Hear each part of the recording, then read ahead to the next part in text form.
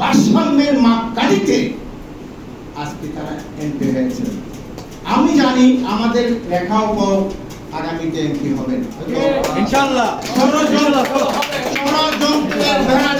ষড়যন্ত্রের বেড়া জালে হয়তো তিনি একটু একটু করে হাঁটছেন, কিন্তু দুজনেই কিন্তু উচ্চশিক্ষিত, একেবারে এখানে দুইজনে কিন্তু রত্নগর্ভ মা।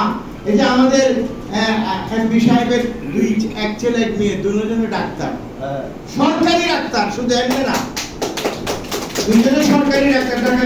ঢাকা মেডিকেল আর সেক্টর, চট্টগ্রাম মেডিকেল আর সেক্টর, আমি যতটুকু জানি। এবং আমি মাঝে মধ্যে একটু সুবিধা নিই, এটা বলি আপনারাও নিতে পারবেন।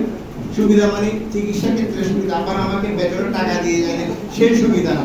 চিকিৎসা ক্ষেত্রে যে মানুষটি তার সন্তানকে ডাক্তার বানিয়েছেন, মেয়েকে ডাক্তার বানিয়েছেন, আমাদের রেখাপার ছেলে আইটি ইঞ্জিনিয়ার সিঙ্গাপুরে, তাদের সন্তানরা যখন একটা অবস্থান আছে, সেখানে আমরা সন্তানরা কেন সেই সুযোগ সুবিধা নিতে পারবো না? অবশ্যই নিতে হবে, এবং আপনারাও সেটা নেবেন, কারণ তিনি এখন দায়িত্বশীল একজন ব্যক্তিত্ব। দিলেন এসএমপি এখন জাতীয় সংসদের একজন সাংসদ। তাহলে সুতরাং উনি যখন সাংসদ সদস্য, ওনার থেকে আমরা অধিকার আদায় করতে অসুবিধা কোথায়?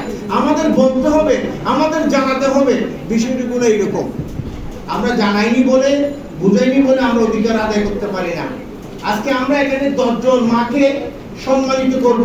এই 10 জন মা আজকে দুইজনের হাত থেকে সম্মাননা গ্রহণ করবেন। আমরা এখানে অনেকে আছেন, একটা আমাদের বিশিষ্ট ইসলামী চিন্তাবিদ মোহাম্মদ হোসেন, আপনি একটু দাঁড়ান প্লিজ, একটু দাঁড়ান।